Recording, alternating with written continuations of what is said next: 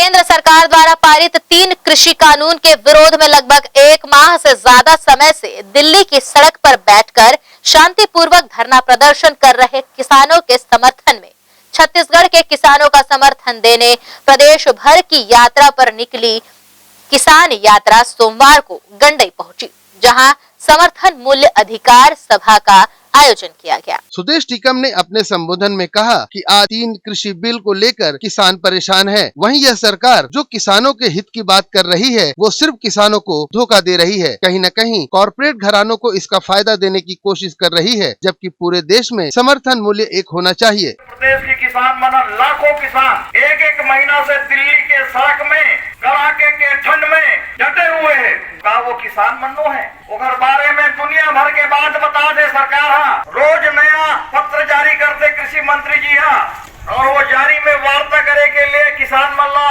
आहूत करते बुलाते कि आप मना बताओ।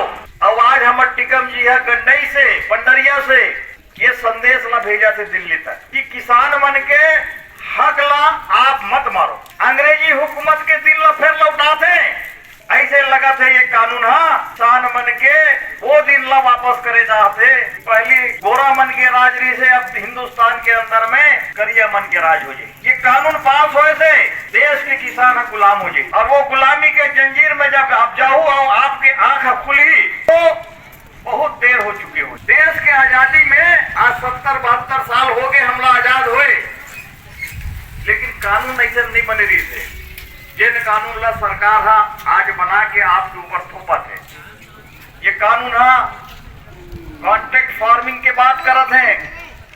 अभी हमारे भाई साहब बताएं कि कॉन्ट्रैक्ट फार्मिंग के हसर का हुई। आप अपन मर्जी के मालिक नहीं हो, जमीन आपके होई, नाम आपके होई, लेकिन ओकर मिल्कियत काकर होई वो कारपोरेट घराना के। वो तो लगे ही कितने आलू लगा तो आलू लगाए लगी, तो लगे ही चना लगा तो चना लगाए लगी।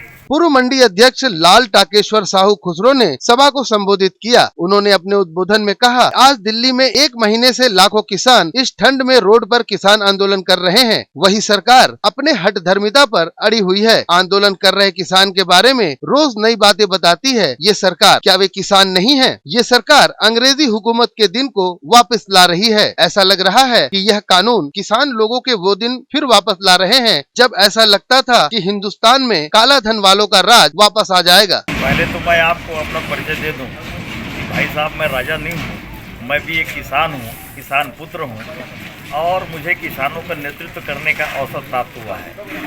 भाई सुदेश टीकम जी का मुझे संदेश मिला और उस संदेश को सुनकर मैं बहुत खुश हुआ कि चलो जिले से कोई ऐसा नेता है जो किसानों के हक की लड़ाई लड़ने के लिए अग्रसर हुए हैं और निरंतर अब अनवरत जिले में भ्रमण करते हुए आज गंडई पहुँचे हैं। तो गंडई के एक किसान होने के नाते मैंने आपको समर्थन देने की बात कही है कि देश के अंदर में जो किसान के विरुद्ध में जो काला कानून लाया गया है उसके लिए हम दिल्ली के किसानों के साथ साथ पूरे देश के किसानों के साथ हम खड़े हैं और कंधे से कंधा। बिल्कुल ये कानून जो है ये किसानों के हक में नहीं है बल्कि उन कारपोरेट घरानों के हक में है जो मोदी जी चाहते हैं। इस कानून के विरोध में शुरू से कांग्रेस रही है और छत्तीसगढ़ सरकार में भूपेश सरकार जो है अनवरत इस विषय को लेकर गंभीर है और हस्ताक्षर अभियान चलाकर भी इस कानून का विरोध किए हैं और आगे की जो पार्टी लेवल पे जो कार्रवाई होगी वो निश्चित रूप से ये बहुत जी बिल्कुल सही है। भारतीय जनता पार्टी को छोड़ बाकी जितने भी विरोधी दल हैं वो किसानों के हक में है। फिलहाल अभी केंद्र सरकार किसानों के हित को बताते हुए जारी किए गए तीनों बिलों में न तो संशोधन करने को तैयार है और न ही इन्हें वापस लेने के लिए। देखना होगा कि पूरे देश में किसान बिल का होता हुआ विरोध क्या किसान बिल को बदल पाता है या नहीं। ग्रैंड एशियन न्यूज के लिए गंडई से राशिद जमाल सिद्दीकी की रिपोर्ट।